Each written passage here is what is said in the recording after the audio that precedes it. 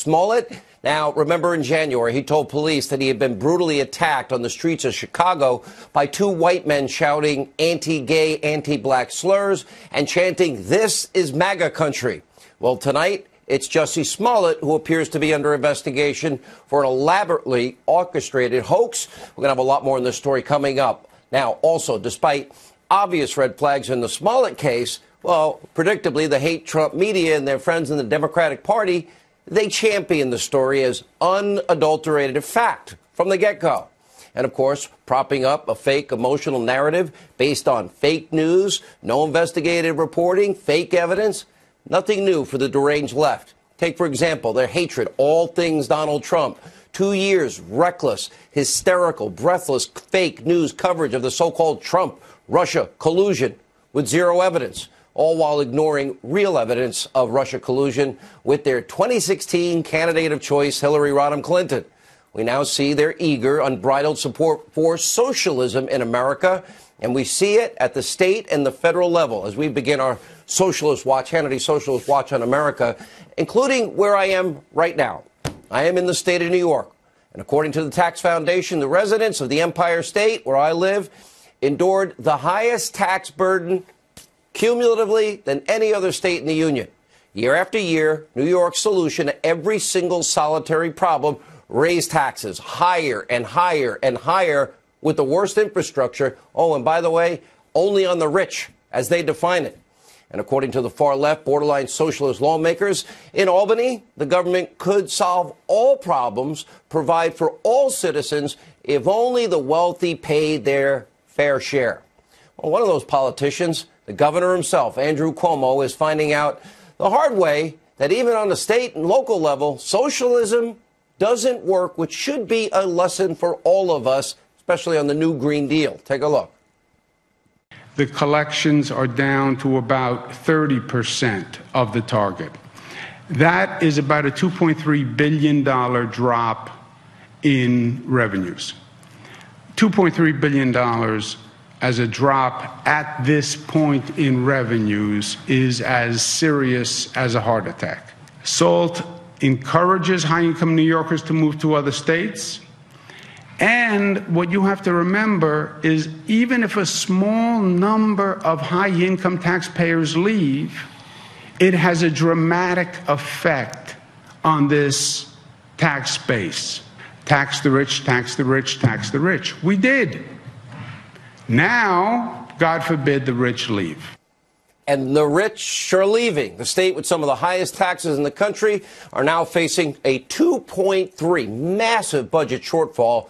Why? Because their citizens are fleeing in droves. Get this, nearly 10 out of every 1,000 residents left the state between 2016 and 2017. And in 2017, over 63,000 New Yorkers, they moved to a state with no income tax, Florida, a state with no other taxes as well, and much lower taxes. And it's not just New York. Look at these numbers. Between 2006 and 2017, the high-tax state of California saw a net loss of 1 million residents. Last year alone, another net loss of more than 130,000. In 2017, over 63,000 Californians, they moved to Texas. Again, no personal income tax in Texas. And it's not just that residents are fleeing California, so are major businesses. Look at this. Toyota, Nissan, Carl's Jr., Jamba Juice, Occidental Petroleum, and so many others all recently fled California. As a matter of fact, in a 9-year period, 13,000 businesses said goodbye to California. 1,800 businesses left alone in 2017. 299 of them went to Texas. And this comes as California plans to enact its own statewide single-payer health care plan, forcing their citizens to pay more in taxes, and they'll fit the bill for health care for every citizen, every non-citizen, every illegal immigrant who comes to the state. As a matter of fact, if you need health care, once they implement that plan, go out to California. It's free. And meanwhile, the former bankrupt city of Stockton, California, they're now sending residents debit cards loaded with $500. It's now part of a universal guaranteed income experiment. And by the way, taxpayers of California, New York, Illinois, New Jersey, Connecticut, well, look at your states. Now, you see the trend, what's going on here? It's not rocket science. States with high taxes burdensome regulations, massive government programs. They are driving people and businesses away, leaving fewer and fewer taxpayers to deal with a bigger and bigger tax bill as costs associated with government entitled programs are exploding. This is a death spiral. Not unlike, by the way, what we have seen with every big government socialist fantasy. Oh, look at this. The richest man in the UK, he just moved to Monaco. Why? To avoid a £4 billion tax bill. Now, by the way, Great Britain's going to lose the tax revenue of their richest guy. And if we're not careful, the exact same thing could happen right here at home. This is why when we talk about the new Green Deal, you look at this massive Ponzi scheme of Alexandria Ocasio-Cortez and every liberal and every Democrat. What? They want the federal government to get rid of all fossil fuels, all gas-powered cars, all gas-powered ovens, get rid of airplanes. We're going to have high-speed trains that will take you straight to Asia and we'll take a sailboat over to Europe. And then we'll probably, I can't wait for the high-speed train to go straight to Australia. By the way, all in 10 years. And she wants the government to pay for everybody, family leave, medical leave, family vacations, retirement, higher education, health care, housing, and to put a cherry on top, guaranteed income for anyone who is unable or unwilling to work. Oh, guaranteed healthy food. Can't wait to see the menu. And the government, well, they want the government to renovate every single solitary building in America to ensure energy efficiency. Now, this fantasy is going to cost we, the taxpayers, trillions upon trillions of dollars, doubling, tripling the federal budget immediately, and simultaneously removing the entire lifeblood of our economy, oil, gas, and coal, which are now finally outproducing every other country on the face of the earth. But get this, Spartacus, Cory Booker, Kamala Harris, Elizabeth Warren, and of course Bernie Sanders, they love the new Green Deal and this madness. Spartacus actually called the Green New Deal affordable. And those left-wing radicals, they're all vying to be your next president. And dozens of other high-ranking lawmakers in the Senate and the House also support this foolish, radical, extreme lurch toward a socialist utopia. Great bumper stickers, great promises, platitudes, everything's free, free, free, guaranteed, guaranteed. Poverty, no problem, everything, keep your doctor, keep your plans, you save money. Oh, that didn't happen. More false promises. And unlike California, New York, the federal government, they actually have the power to print money. Now, the once wealthy, oil-rich nation of Venezuela, they tried to cover the cost of their massive socialist programs. What did? They printed money. And now the country, look at this, descending into chaos. No health care, no food, no medicine. Inflation rates that top 80,000%. President addressed this in Miami earlier today, speaking out against the surge of this lurch towards socialism right here in this country. Take a look. Socialism is not about justice. It's not about equality. It's not about lifting up the poor. Socialism is about one thing only: power for the ruling class. And to those who would try to impose socialism on the United States, we again deliver a very simple message. America will never be a socialist country. Power for the ruling class. And the left's Green New Deal dream is Venezuela's reality today, Cuba's reality today. It's the former Soviet Union's demise, and it's inhumane, it's immoral, totally destructive. At the end of the day, socialism is about one thing only: power for those in charge.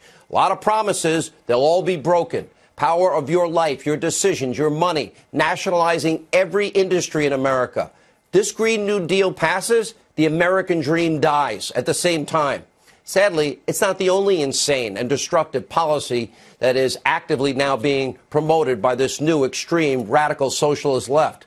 So we begin tonight's Hannity Watch on border security. We do remind you that we've long told you Democrats want open borders. And yes, we're right. There he is, Bozo, Beto O'Rourke, and Kirsten Gillibrand, both now calling for our existing border walls to be torn down. And Alexandria Ocasio-Cortez actually compared the border wall to the Berlin Wall.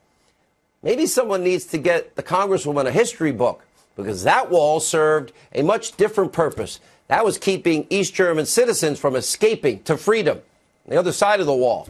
And over the weekend, we had a group of far-left activists actually storming into a Border Patrol museum and defaced pictures of fallen agents. Beyond disgusting. And that comes as a massive drug operation in North Carolina led to the arrest of 6 illegal immigrants linked to a deadly Mexican cartel. Yeah, one of the many reasons we need a wall. That's why we need to secure the border. That's why the president's emergency action will ultimately win in court. Even legal scholar Jonathan Turley, he believes the action will be upheld, as I do.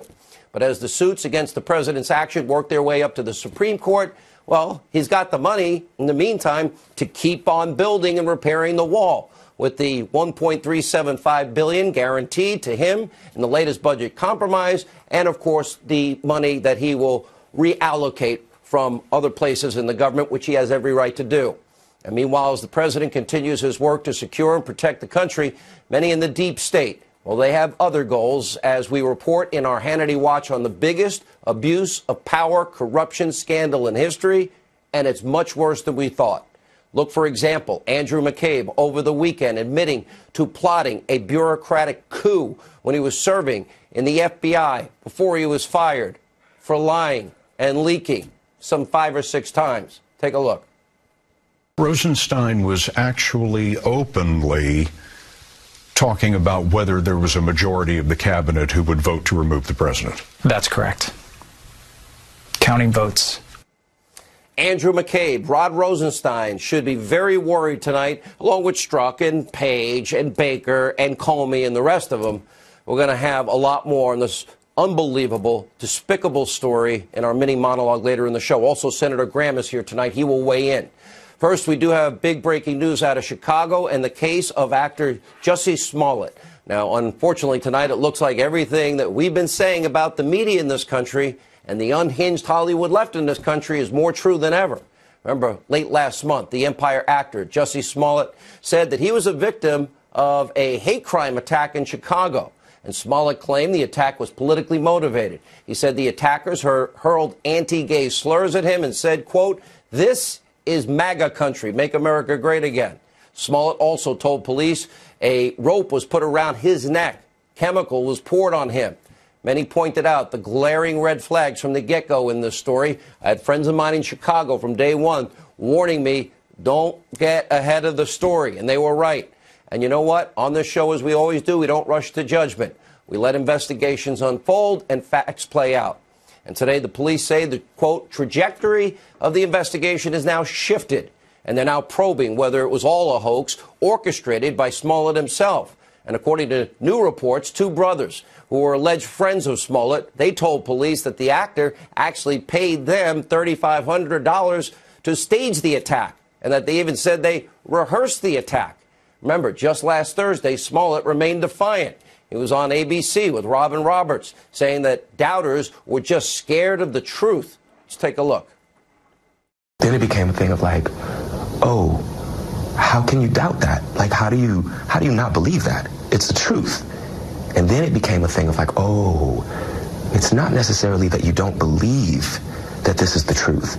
You don't even want to see the truth. Why do you think you were targeted? I can just assume, I mean, I come really, really hard against 45. I come really, really hard against his administration. Now, Smollett's attorneys tonight are denying that he staged the attack, but the evidence is mounting. There's a bigger picture here, and it's one we have shown you on this show time and time again. We know the media and the left wing, they hate Trump. Literally, the abusive, biased media in this country, they always rush to judgment. They're wrong so often, it's scary. Consumed with rage, hatred of all things Trump. This has now evolved into a pathological, borderline psychotic derangement and perpetual victimhood. For them, facts come second. Breathless hysteria always comes first. Remember, in the immediate aftermath of the report, everyone, from celebrities, politicians, members of the media, they, as usual, rushed right to judgment. Look at the 2020 candidates. Kamala Harris, Spartacus Booker, took to Twitter comparing the attack to a modern-day lynching. In a now deleted tweet, Speaker Pelosi called it, quote, an affront to our humanity. And the Hollywood left was just as fast to jump to these conclusions. Actress Ellen Page used the Smollett saga to attack Vice President Pence, and she wasn't the only one. Of course, Meathead director Rob Reiner accusing the president of injecting homophobia into America's bloodstream. So when will the unhinged left realize they're the ones that are perpetuating hate and division, rushing to judgment every time, and fueling hysteria, fake news over and over? And remember, all of this comes right on the heels of the BuzzFeed fiasco, the Covington Catholic students being smeared in just seconds, and the attacks on Justice Kavanaugh. Not true. When are they going to look in the mirror? When are they going to realize the face of hate isn't wearing a red hat? What's wrong with Make America Great Again? You'd think we'd all agree on that. But don't expect them to change anytime soon. Look at, for example, fake news, CNN's Humpty Dumpty, Stelter. Well, we're all blowing this way out of proportion because, according to him, the media actually covered the story right. No, they got it wrong, Humpty. And, of course, per usual, he's just flat out wrong. And take a look at these headlines. BuzzFeed. Celebrities rally behind Jussie Smollett after brutal attack in Chicago. Vanity Fair's headline asserted that Smollett was attacked by, quote, 2 MAGA supporters. CNN's April Ryan tweeting that it was a hate crime. Oh, guilty by accusation again. And the list goes on and on. This is the problem when you write the story first and try to plug in facts later. The good news is this malfeasance is now being exposed pretty much on a daily basis. The bad news journalism in the country, I've said journalism is dead and buried. We've got a lot of ground to cover. Joining us first is Fox News contributor Dan Bongino, nationally syndicated Salem radio host Larry Elder. Larry, I was tipped off almost from the get-go by friends of mine in Chicago. Said, I'm telling you, just wait. They're looking out for my best interest. Now, I wait anyway, and I know you wait, and I know Dan waits. But the rush here, so predictable. Larry. Well, Sean, first of all, let's give Jussie Smollett an Emmy. He deserves an Emmy, just like Al Sharpton did when he pushed the Tawana Brawley fraud. Look, the reason people believed it is because they wanted to believe it. They believe Donald Trump is a racist, and they believe racism remains a major problem in America. And you put those two together, voila, the story had legs. It was a complete crock, and the reason it's a complete crock is because it never happened. Question is, why did so many people believe it? And the answer is they despise Donald Trump. Donald Trump is a racist. Donald Trump's supporters are racist. And Donald Trump's supporters are not only racist, they're also homophobic. And they're also people that engage in violence. So they wanted to believe it and ran with it, and now they're embarrassed. Isn't it good news this is not true? Isn't it good news we don't live in a country where if you walk to the street at 2 o'clock in the morning to get a sandwich, you have to be fearful that because you don't like Trump, you're going to be attacked? Isn't this good news? Instead of people being relieved, they're angry at people that are laughing at Jussie Smollett. Why don't we celebrate the fact that racism is no longer a huge problem in America anymore? It is a lie. But it's fascinating because the people that were most disproportionately negatively impacted, Dan Bongino, by Obama's horrific, predictable policies were Hispanic Americans, African Americans. The people that have been disproportionately affected in a great and positive way, setting record after record, are African Americans, Hispanic Americans, Asian Americans, women in the workplace, youth unemployment. Conservatism works in spite of the constant lies about what conservatism is about. Yeah, I mean, Sean, conservatives stand for things that ultimately benefit the minority community. The ridiculous minimum wage, which keeps some people who haven't accumulated enough skills yet out of the workforce. School choice, which gives a lot of minority parents and struggling parents an option to educate their kids. Policing in neighborhoods like this, and that's the point I want to make on this. Sean, real damage was done here. Let's not forget this. The police assets dedicated to this in a city which, regretfully so, with a very high crime rate, the police assets dedicated this for over a week now to investigate what appears to be, by all reports, now a hoax. Can you imagine the murders and the crimes and the muggings and the burglaries that could potentially go unsolved because of all the police assets and PR assets dedicated to this? What should happen if it all turns out to be a hoax here? What should happen to this guy? You're right. All the police resources, all the division accusations. What happens? Oh, he needs to go to jail, He should, Sean. There has to be an example set here. Yeah, Larry? Sean, he should clearly be prosecuted for filing a false police report. But also, let's talk about what he said. He accused two white people of committing an act of violence. That is a hate crime. He also should be charged with a hate crime. Why shouldn't he be charged with endangering anybody who wears a mega cap? Anybody who wore a mega cap after this incident had to look over his shoulder or her shoulder for fear that maybe somebody might do an act of retribution because of what allegedly happened to Jussie Smollett. So the man should be charged not only with filing a false police report, but also should be filed with making a hate crime. All right, guys, thank you both. We have a lot more news breaking and to cover. When we come back, Hannity, watch a powerful mini monologue on how the deep state not only is turning on each other, they tried to steal an election and undo a duly elected president and get him out. We're going to talk to Senator Lindsey Graham, who is vowing action on what he calls this attempted coup against the president, and a lot more ground to cover straight ahead tonight on Hannity. Fox News can confirm that the Deputy AG, Rod Rosenstein, is expected to leave the Department of Justice in mid-March.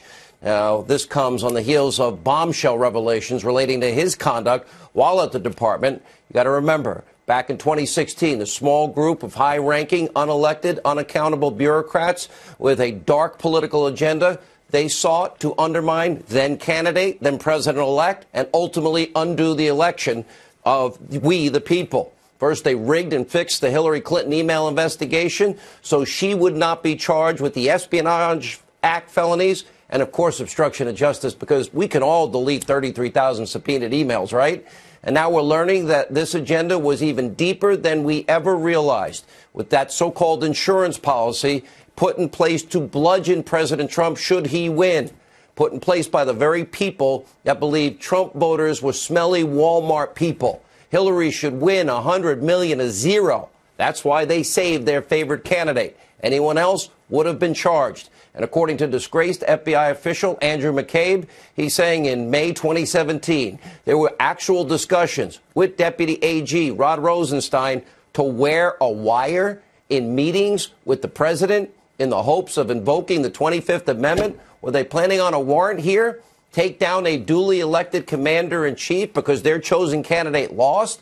And as our own Catherine Herridge reports, two so-called unnamed cabinet members were actually on board with this insane plan, coup.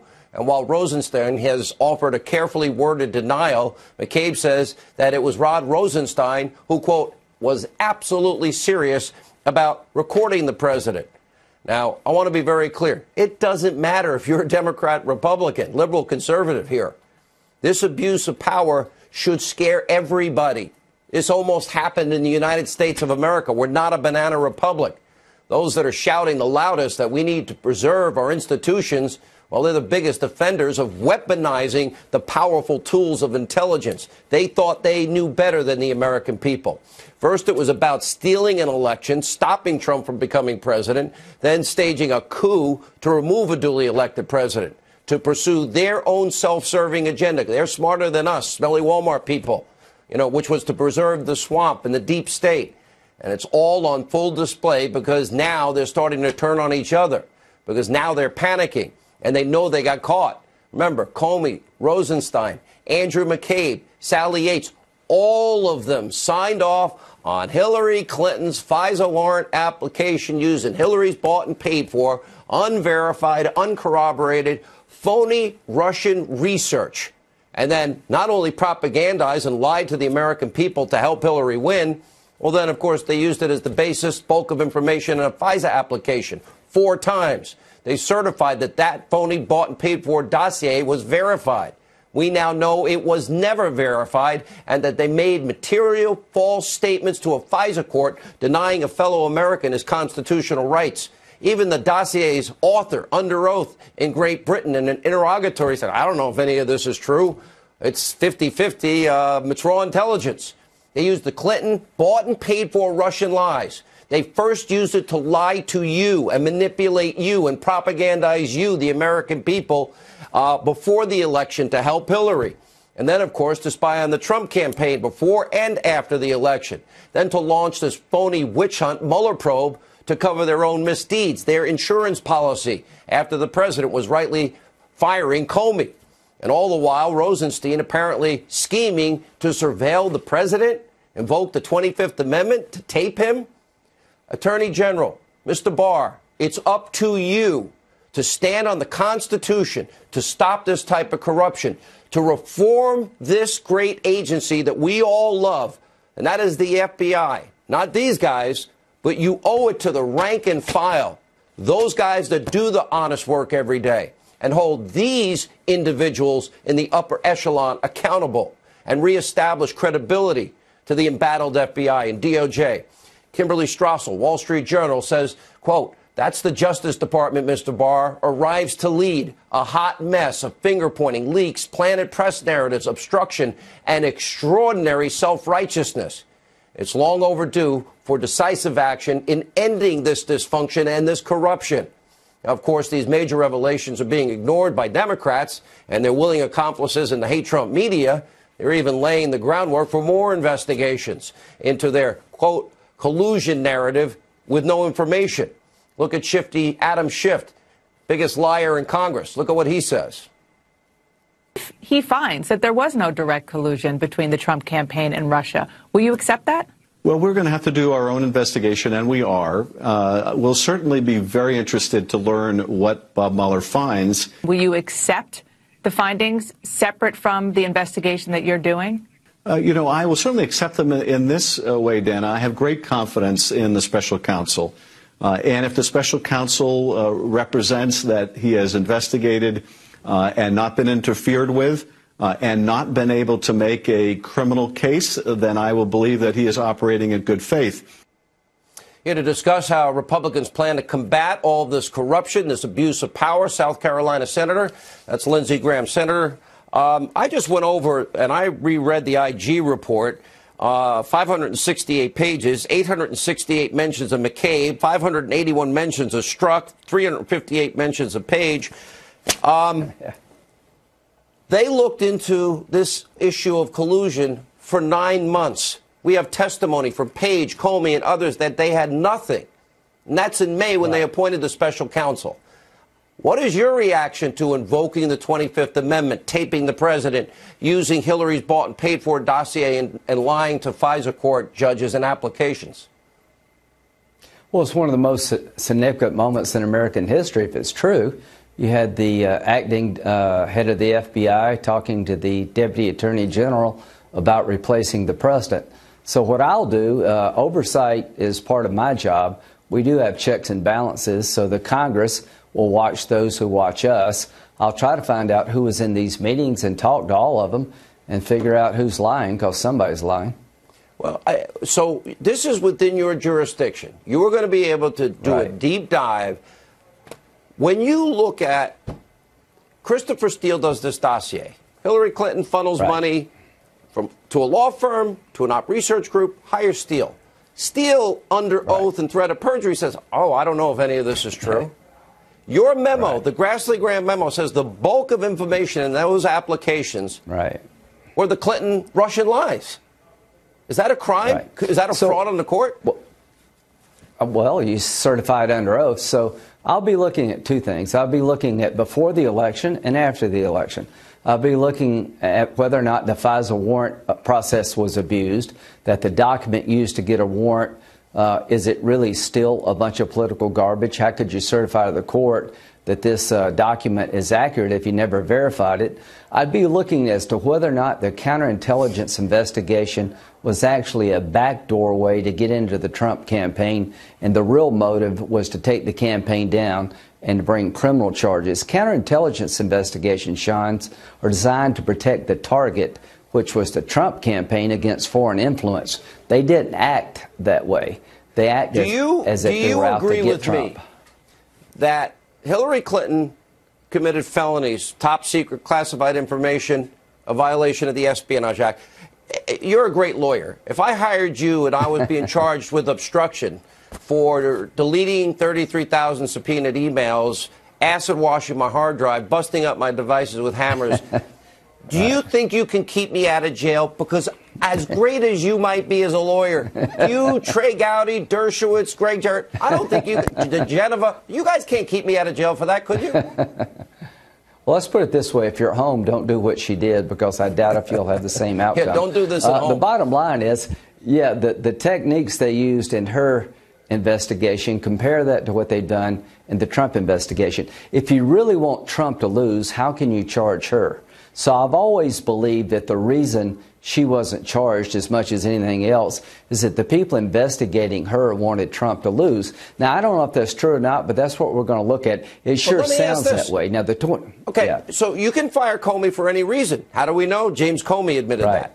So look at Rod Rosenstein. He's the one that recommended firing Comey. He signed the last FISA application, the third renewal, the fourth one in total.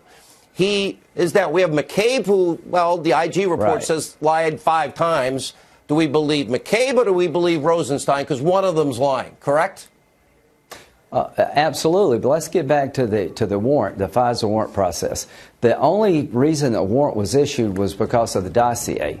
The dossier was prepared by a foreign agent paid for by the Democratic Party, and Comey gave the dossier to the president after he was elected, saying, you need to know about this. We can't prove any of it. We just want you to know. That's the same document they used to give to the court, swearing under oath it was reliable.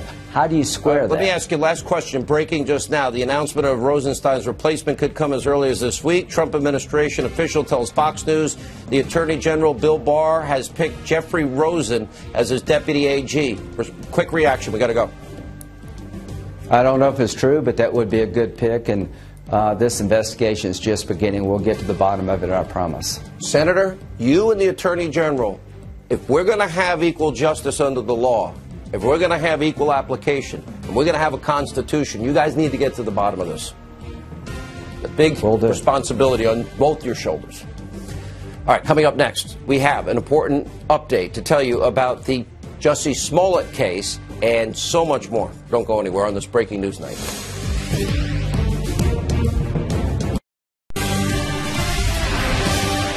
All right, joining us now with the latest on Jussie Smollett's story is our own Trace Gallagher in our Los Angeles bureau tonight. Trace. And, Sean, for the record, Chicago police just told us they have not heard from Jussie Smollett or his lawyers. And this comes amid reports saying that when the actor received a racist letter back in January and it did not draw a bigger reaction, he paid 2 brothers $3,500 to rehearse, then stage the attack. One brother held the rope and poured the bleach. The other wore a red hat, yelled slurs, and said this was MAGA country. When Smollett first claimed he was attacked, some 2020 Democratic candidates made snap judgments. Senators Kamala Harris and Cory Booker both called it, quote, an attempted modern-day lynching. But now Booker and Harris are more reticent. Watch. I think that once the investigation is concluded, then we can all comment. Well, the information is still coming out. I'm going to withhold until all the information actually comes out. And journalists also jumped the gun. American Urban Radio Network's White House reporter April Ryan tweeted, quote, this attack on Jussie Smollett is a hate crime and should be treated as such. GQ magazine added, quote, the racist, homophobic attack on Jussie Smollett is far-right America's endgame. We should note there is still no word if prosecutors might seek an arrest warrant for Jussie Smollett. Sean. All right, Trace Gallagher in Los Angeles tonight here with more reaction. Campus Reform Editor-in-Chief, Fox News contributor Lawrence Jones, civil rights attorney Darrell Parks. Darrell, this rush to judgment is not new. We see it, okay, Duke Lacrosse, UVA, Cambridge Police, Ferguson, with Freddie Gray, Baltimore, the case I first met you on, Trayvon, George Zimmerman, constant rush to judgment by people that should know better. At what point do we now begin to hold the media accountable? And what should the punishment, now that we hear these 2 guys are saying to the police that they orchestrated it, were paid money, and they even rehearsed it? Well, Sean, a few things. Number one, we clearly see now that TMZ jumped the gun on this case and gave out erroneous information. But probably most importantly, though, now we see where this alleged hate crime, right, will cast doubt on other hate crimes that are legitimate. A serious concern that any of us should be very concerned about. And what should happen to all these media groups, Lawrence, that do this constantly and are wrong all the time? Well, what you see is happening is that their credibility is being destroyed. First of all, who says this is MAGA country? I've never heard a Trump supporter say that. And by the way, it's not like Trump supporters are actually watching Empire to even know who he is. There were so many holes in this case to begin with. I told people to wait till all the facts come out. And now you got Daryl sitting on national TV saying, oh, this is going to hurt other occurrences. No, it won't, because most reasonable people wait to the facts, and then they want to prosecute the people when they find out that these people have allegedly did something wrong. Daryl? Well, without question, let me first, it's not about me. Seriously, this guy has a serious issue. For him to go and to frame this issue, to pay these guys $3,500, did you take the bait, Daryl? Did you take the bait, need to be addressed.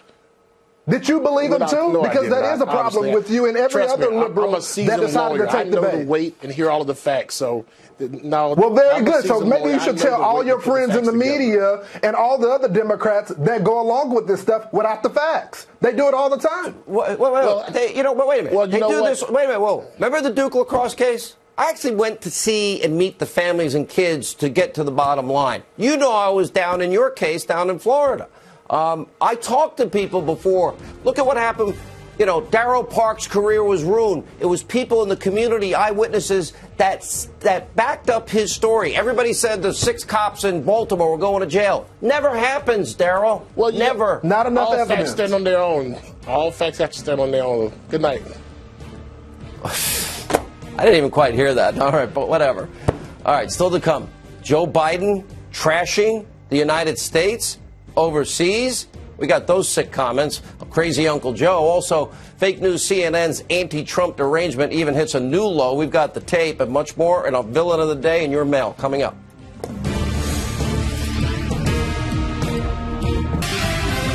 All right, so during a trip to Europe over the weekend, likely 2020 presidential candidate, crazy Uncle Joe Biden, said this about his own country on foreign soil. The America I see values basic human decency, not snatching children from their parents or turning our back on refugees at our border. Americans know that's not right. The American people understand, please, because it makes us embarrassing. And his state, it's a slave state, and you can't work at a 7-Eleven or a Dunkin' Donuts unless you have a slight Indian accent. And, oh, this is storybook. Obama's articulate and clean. Also this weekend, Kamala Harris took a pit stop from campaign to do some shopping with none other than the fake news reporters who are actually supposed to be covering her objectively. Watch this.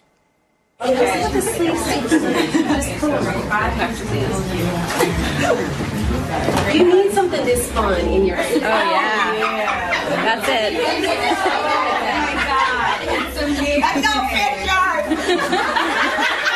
Wonder who those reporters will be supporting. Here with reaction, former Florida Attorney General Pam Bondi, and also a reporter from The Hill, and now radio talk show host on the big AM 710 WOR in New York City, the Talk of New York, Joe Concha. Pam, let me start with you. So I'm looking at this and I'm thinking, anyone ever, you know, you were Attorney General for all those years. Anyone ever help you purchase clothes in the media? Because all I read is, you know, unbridled attacks because you were closing down pill mills and doing your job in Florida. Thank you. Thank you, Sean.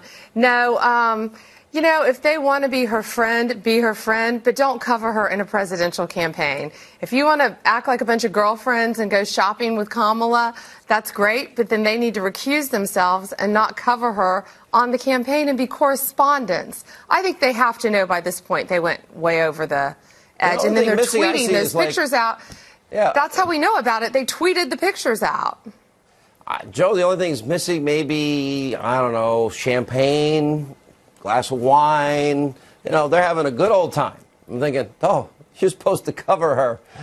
Wonder who they're voting for. Yeah, usually mimosas go with these sort of shopping endeavors, Sean. But try to close your eyes and picture for a moment anybody from CNN or NBC shopping with any female Republican candidate and then in Sex and the City giddiness sharing it on social media without even a hint of self-awareness as far as how this thing looks. Look. There was a very telling poll back in 2016. USA Today asked 1,000 likely voters, who do you think the media is rooting for, Hillary Clinton or Donald Trump? By a 10-to-1 margin, They said Hillary Clinton, including a majority of Hillary supporters. In other words, the perception is there that reporters are rooting for a party and a side. And when you do this, it only lends to that perception. And Pam, it's sort of like, the Russia, hoax, the Russia lie for 2 years. And look at all the stories. We have this actor in Chicago and all this going on, and the media ran with it, just like Obama ran with the Cambridge police. Obama ran with George Zimmerman, Trayvon Martin. So many others ran with Ferguson, UVA, Duke lacrosse, Baltimore, Freddie Gray, and all things hating Trump. This is now standard fare. None of them are objective. It is. It is, and I don't even think it's a perception. I mean, it's clear that they cannot be objective. And it's a shame what that young actor did. I can't believe he did it. I actually liked the show Empire. But to attack the president that way in claiming that these folks did this, no one did this to him. I thought early on when the police said alleged attack, and police never say that when you have a victim who's injured, I became a bit suspicious then. And now it's all coming out. And, even some of his co-stars, I think, were a little hesitant to believe in his story when it happened. But, Sean, it's a complete double standard. Could you ever see any reporters going anywhere being nice to the president of the United States? I mean, no. It's a clear double standard in our country. Huge beatdown when Costa the other day, Joe, said, well, is this a manufactured crisis? Never mind the homicides, the sexual assaults, violent assaults, 90% of heroin, cartels and gangs. And the president said, turns to the angel mom that was in the audience and says, is this manufactured? No. Right. And you could hear the angel mom saying, no, this is real. It was the perfect counter because it wasn't Trump saying it. These were women who lost their loved ones as a result of that. So, yeah, even Jim Acosta didn't have a comeback for that one, Sean. All right, guys, good to see you. We have a villain of the day. Wait till you hear who's praising Congresswoman Omar's anti-Semitism and your email as we continue.